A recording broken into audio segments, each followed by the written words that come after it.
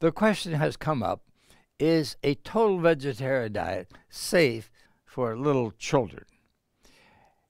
The American Dietetic Association, now changed the name to the Academy of Nutrition, publish every 5 years a paper on the scientific facts about the vegetarian diet.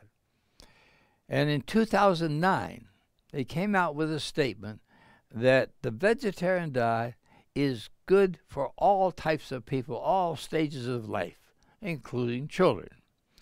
And they even suggested the total vegetarian life was adequate, as well as the lacto-ovo vegetarian diet. Studies were done many years ago by Dr. Miller with researchers in Ohio State. Could these babies be fed soybean milk and get along fine? And they did. They worked on it for a long time and came out with the information that soy milk was adequate for the babies. And I think now we should recommend everybody to have breastfed babies. They should breastfeed them. If you do any other milk, soy milk or any other milk, other than breastfeeding, you increase the risk of type 1 diabetes. So for the first 3 months at least, it should be breast milk. Now, preferably, it's longer than that. Now, the Food and Agriculture Organization for many years said that these people around the world should do nothing but breastfeeding for the first year. Don't even give them any water, because the water was so contaminated. They wanted to protect these children from disease from the contaminated water. So they said, don't even give them water. Now, most people in most countries will say, give them some water today. But for developing countries where they didn't have clean water, that was a good recommendation. But we now know you can raise little babies on a total vegetarian diet. When you get a little older, you start giving them solid food. 6 months of age, at least they have to be able to hold a cup or something before you start feeding them solid food.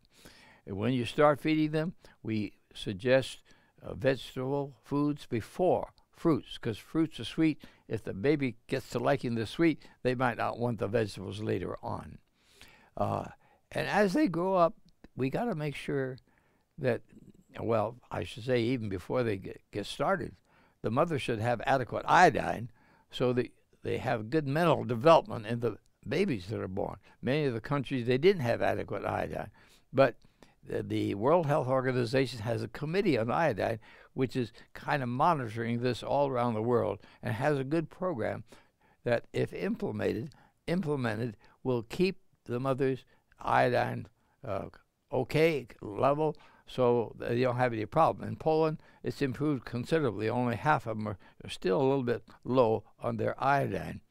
So iodine is important early in life. But a total vegetarian diet is certainly possible, and it can be done nicely. And when they get a little older, they should gradually have less times a day eating, even possible after 3 years of age to go on 2 meal a day program, which some people now are recommending for weight control in the United States. So total vegetarian diet can be satisfactory, but you have to know how to do it. As the child is growing up, he's got to have adequate nutrition. The child that's not using milk or eggs, we have to think of vitamin B12. And usually they eat some fortified food with vitamin B12, but they may need a pill to get additional B12. Also, we have to think of calcium for the vegan more than for other people, because vitamin D controls the calcium absorption. They should have adequate vitamin D. So little children usually are given vitamin D drops. But that's important, particularly for the total vegetarian child who's not using any milk, because the vitamin D controls the absorption of the calcium.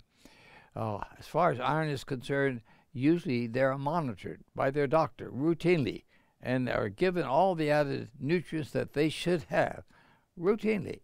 This happens in every pediatrician's office.